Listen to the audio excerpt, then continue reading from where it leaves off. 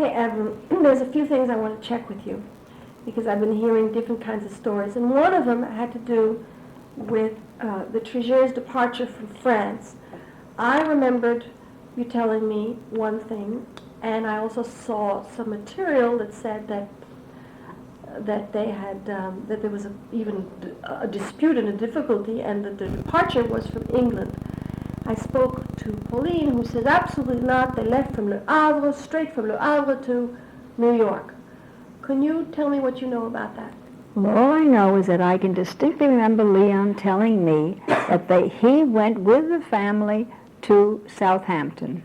Now, of course, I don't think they went by train in those days, but I'm sure that perhaps they did go from Le Havre by tender or by ferry over to Southampton. I don't know if it went directly to Southampton because I've come from Dover over, but they probably went there. But all I know is Leon did say he went with them. Did he tell you was he left in charge? He was left there with, well, I don't know whether he said in charge. You know, he was an unassuming man. He just said he was left there with the business. Because then I believe that when he decided to come over here, he had to disperse with things.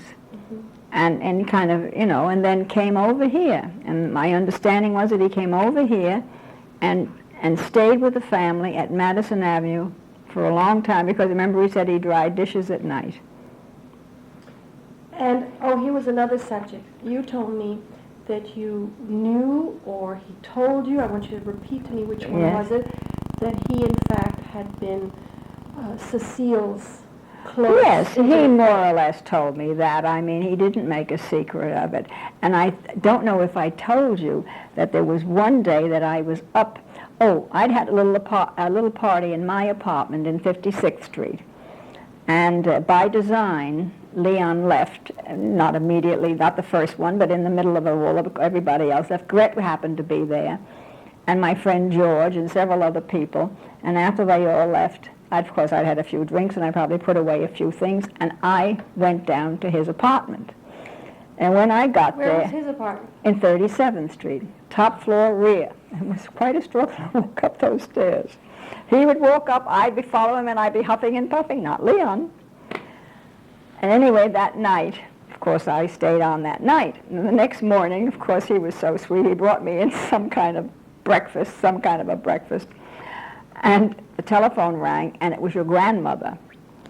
And he was talking, I suppose, kind of guardedly, because she said to him, "Are you alone?" And he said, "No." "Oh, no, I'm not sure whether," I think he said, "Yes," or something like that. And he more or less then later, when he got off the phone, because I didn't know, he said that was Mrs. Trigère. So that's another secret.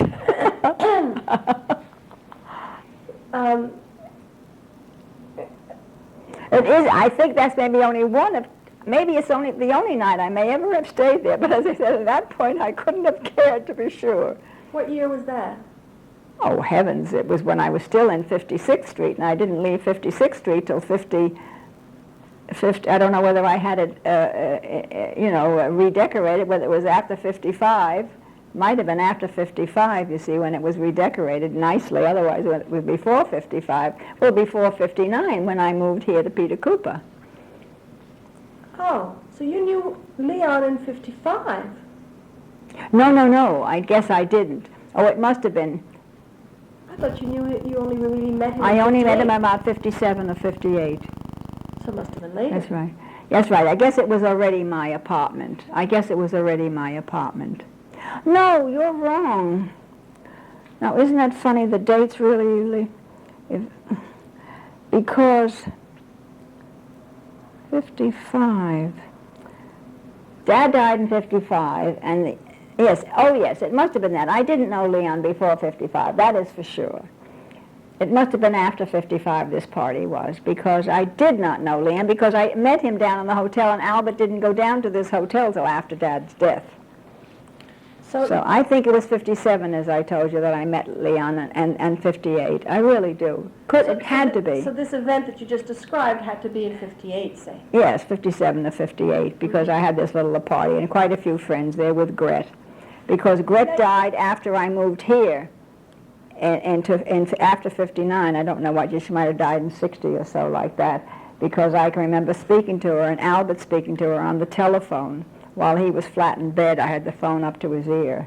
Now, you told me yesterday something about Gret. Yes. You said how, well, we know she was an alcoholic, Yes. and how it was a sort of a sad thing you said that had to do with keeping her late. Yes.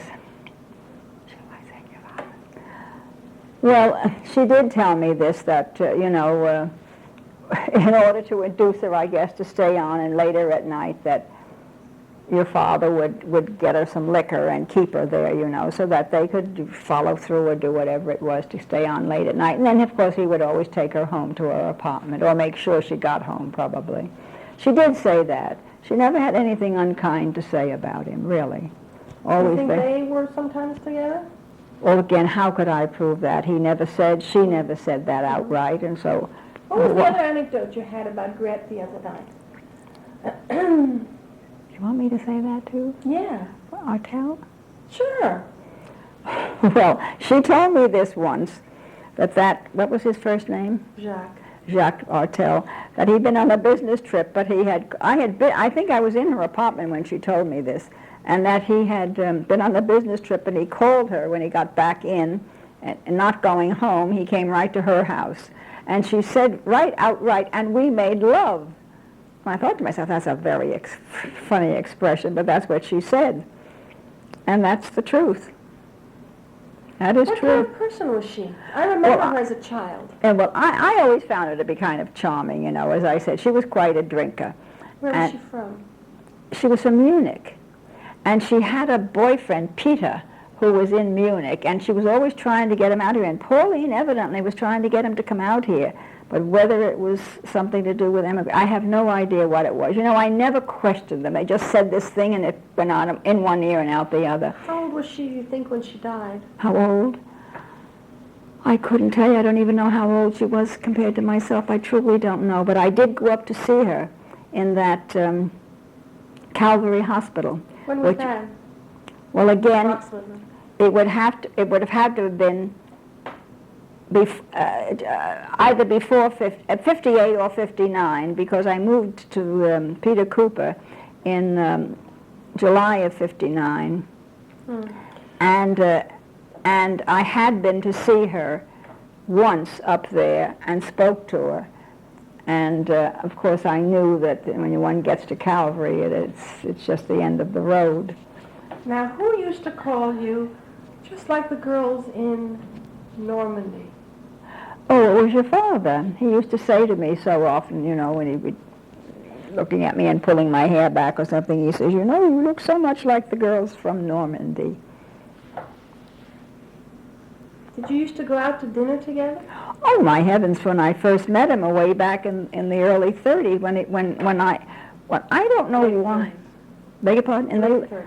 When you say the late 30s, I don't know when, I can't tell you, but I told you I was introduced to them when they were up above. We worked, my office, or the office I worked in, was on the 10th floor, and I know they were above. And when I went into their salon, there was a little bust on a pedestal, and it was a child, and it was supposed to have been Jean-Pierre.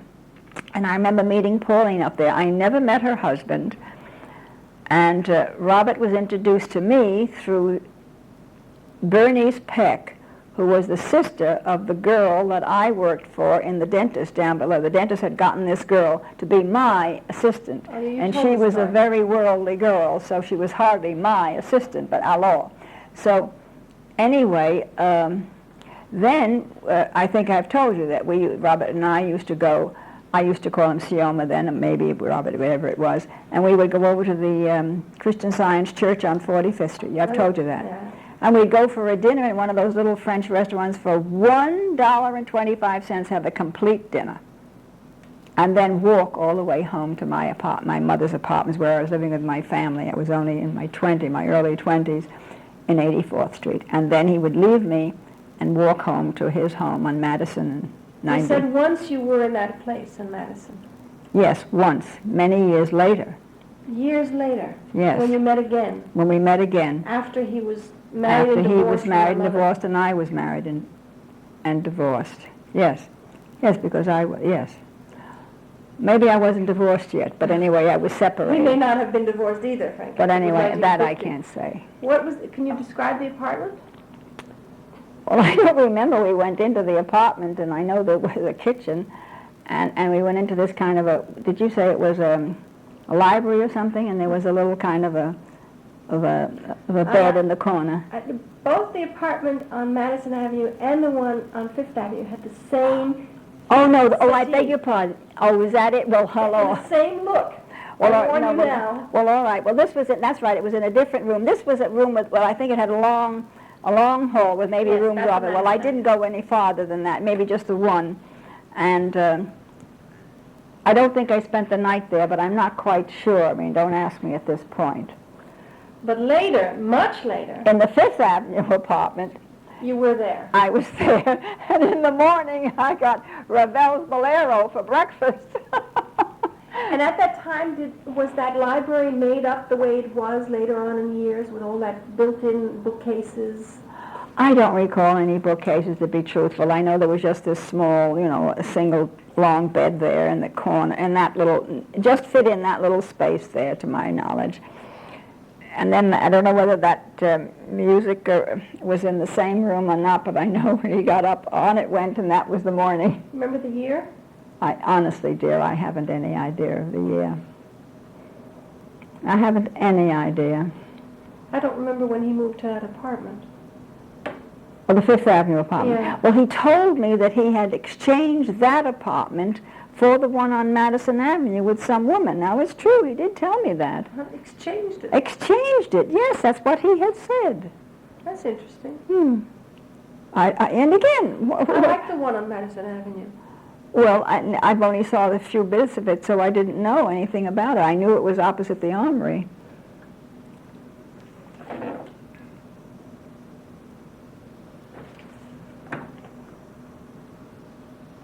Still working? Yeah, I could see that. On a more delicate issue,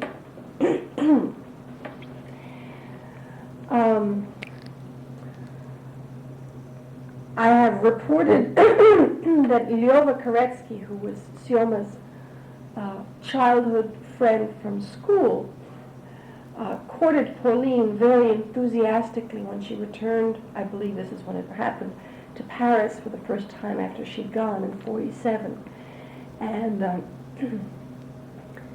told her that her brother had lots of girlfriends, but really he was impotent, that he was not able to get it up, as they say in modern English. And so I said, well, he must have, managed something, at least once, since I'm here. The question, I don't think, was a matter of potency to procreate so much as ability to have sex. So I thought, who am I going to ask that to? And I said, I saw no contradiction in terms in having lots of girlfriends and not being able to really function, because in fact that's probably, that could fit into a scenario. So how about it? Well, I mean, as I said, I'm no connoisseur of all this either, but I mean to say, I'd had one lover after my husband, and my husband was just to the bottom of the pile compared to most everybody else, and your father was a very nice gentleman, a nice lover, and I mean somebody that a woman would appreciate. And I don't know whether it was the French style, because Leon was more or less the same, very nice and gentle, and all this sweet talk, and really pre-love making, which I certainly was lacking in my first husband.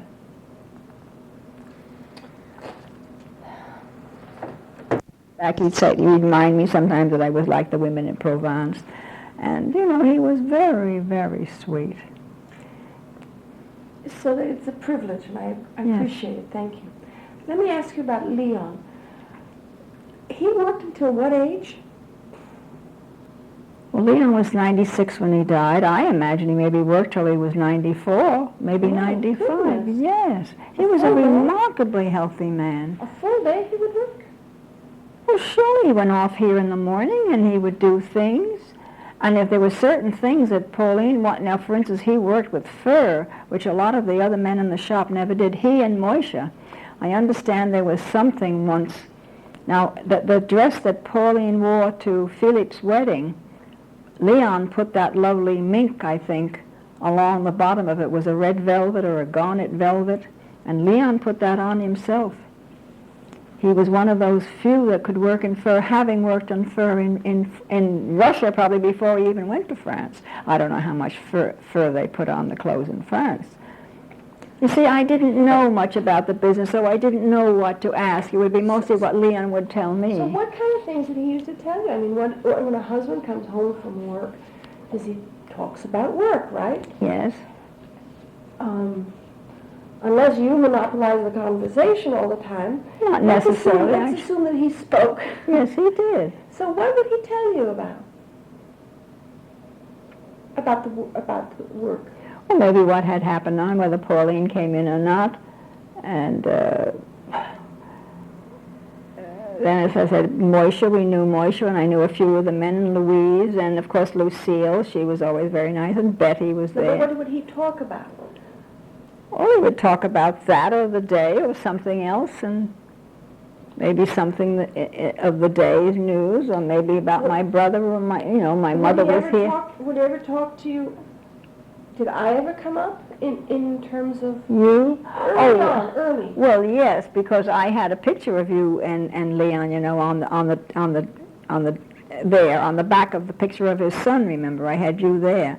And, of course, he always told me how cute you were and how he liked you as a child. When you were up in Dobbs Ferry, for I didn't know you at that time. I hadn't met you. I didn't meet you till a little later on. Did he ever talk to you about days in Paris? Yes, he used to tell me that he bought that little gold ring that he wore in a shop right next to where he lived, just to the door. And I was always thinking, he always wanted me to go to Paris with him, and of course I never got there. This is where he bought the ring, in this jeweler's shop just to the left, around from the door from where he lived. Did he tell you where he lived? No, I don't remember where he lived.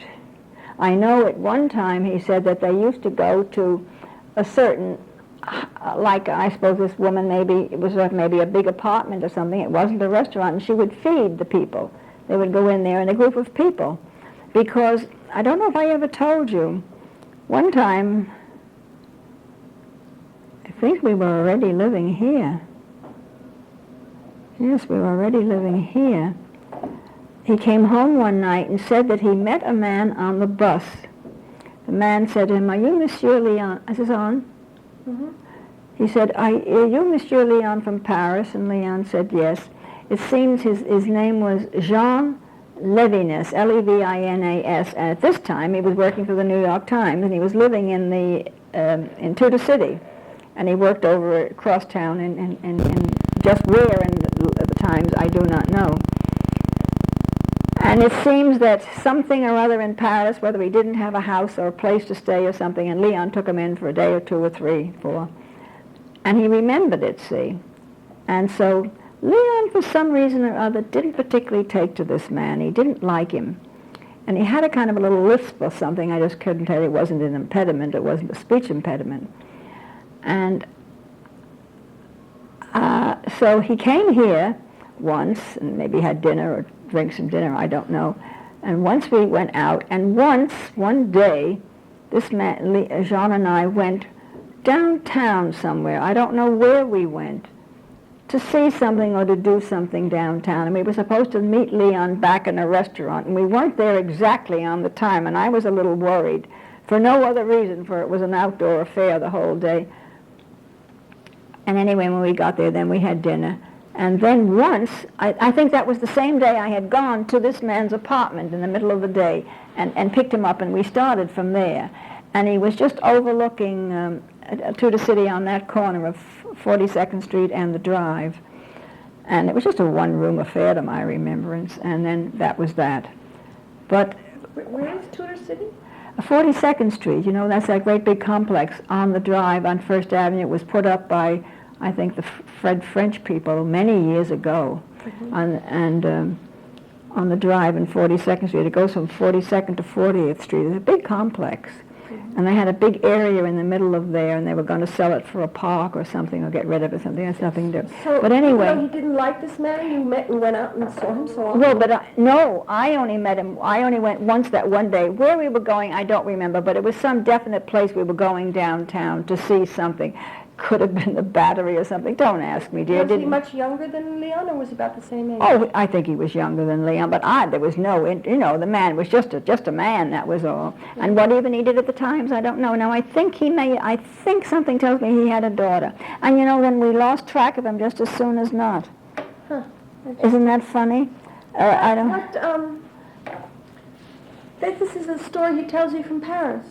Oh, no, he met him right here in 42nd Street on the bus on the... You told me, just to change it Yeah. slightly, you said Leon had told you that he used to take the boys? Yes, he used to take the boys to the temple. I'm almost positive he said Temple Emmanuel, because, Did you you get know... the impression that it was often, or just like it happened? Well, I don't know. I imagine maybe before their bar mitzvah. How would I know? Well, that makes sense. Because I mentioned that to Pauline, she said, no, never. Why would he take her then to that? And I said, well, did they get a bar mitzvah? She said, of course. I said, how come? She said, why do you ask me how come? I said, well, Where was the bar mitzvah, do you know? At Temple. Well, there you are. And I'm telling you, because Leon and I went several times to Temple Emmanuel on a Friday night, and very often on a Friday night we would put it on here on QXR, wasn't it, when the service used to come on? So, okay. So he You probably see- did it when he was preparing the boys. for Yes, I'm telling you. How would I pick that out of the sky? You know, why should I say things like that? He was the one that brought up the subject and said it. And how did he imply that he and Cecile Trigère were intimate friends? Well, now let me see how he said.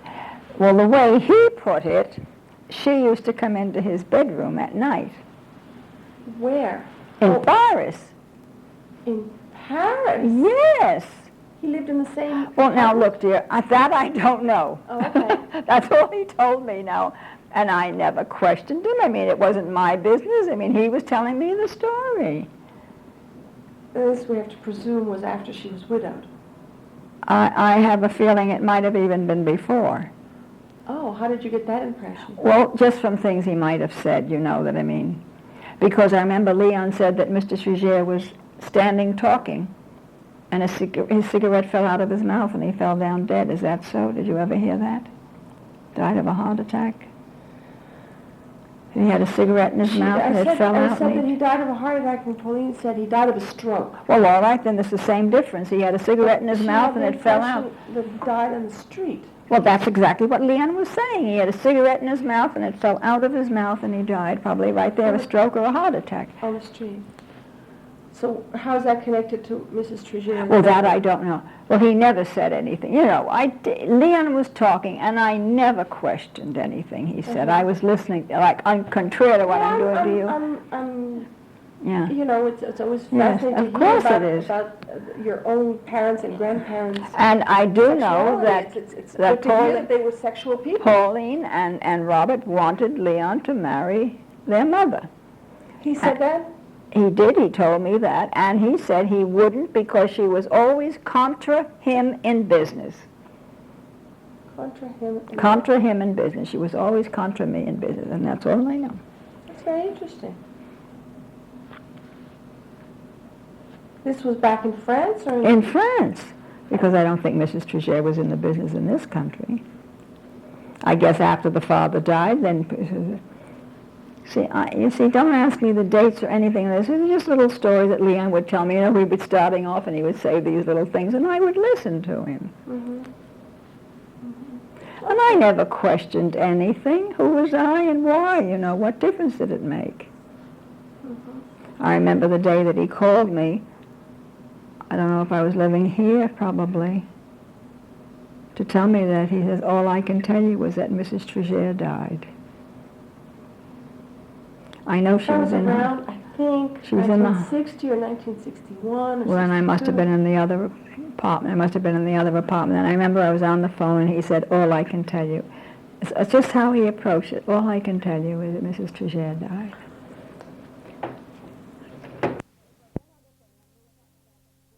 But one other thing, then you were talking about grit, yes, she must have died when I was in that apartment. And Albert was there, so that would be about 63 or 64. So we started by talking about whether Gun was working at Trigère's in 1960, which we can't quite figure out, but that's no big deal because I can ask Gun. Yes. And then you told me I don't the think she story. was there that early, really, but I don't know because Well, I think she in was there 19 that early. You do? Well, all right, in 1959, when I was looking for an apartment, Robert Trigère sent me to a friend of his who was vacating her apartment. She was going to get married, going to Africa to get married. Her name was Riva. Did she get married? I know she went to Africa. Whether the wedding took place or not. Is this on? Yeah. I don't know whether it took place or not. But anyway, that was the day I went, and it was a very nice apartment. But it didn't have a full kitchen, and I had visions of a full kitchen, to do cooking into it. And Oh, I had thought that Riva already worked at Trigère. no, she did not at that time, to my knowledge. 1959. That's 1959. So I left that apartment and left her and walked up Lexington Avenue to go to the post office, and I ran into the personnel director, and he took down the information. And soon after that, I got this apartment on the 15th of July to go in at 1959. Okay. Now come back to Riva. So then, sometime later, don't ask me what year, I was up at Trigère's and went in there for some reason. Whether to see Leon or not, I couldn't tell you. But as I went in and passed the button room, whatever you called it, there was Riva. What year was this? I don't know, dear, but it was certainly after that because I had never seen her before A long 59. time after that? I can't tell you. Like 5 years after that? No, maybe 2 or 3. Oh, okay. Maybe it was 4 because then, by this time, evidently I recognized the girl. Uh-huh. And I went to speak to her, and she kind of put her finger up to keep quiet, Uh-huh. So that was that. Then I went about, maybe I was going to see Leon, and maybe it was some other reason I was there, and that was that. So then, later on, I found out, that she was back from Africa, and again, whether she married the man and divorced him, I have no idea. And She became very successful. then she became very successful because I know that Lucille speaks, and I went up then to that shop once or twice, and I must get up there again to take a little friend of mine downstairs. She has a shop? She did when I last heard about her. She had a shop on Fifth Avenue. Just a nice, great. She sells lovely purses. But then Pauline had met her, and I don't know whether she went by chance with Pauline on the same trip. She went once to Paris with Pauline. But Pauline had seen her, I think in Altman's or something. She had trimmed an umbrella in a very unusual way, and I believe it was Pauline who noticed it and said something, and that's how that. Now, more than that, I can't tell you about Riva, really.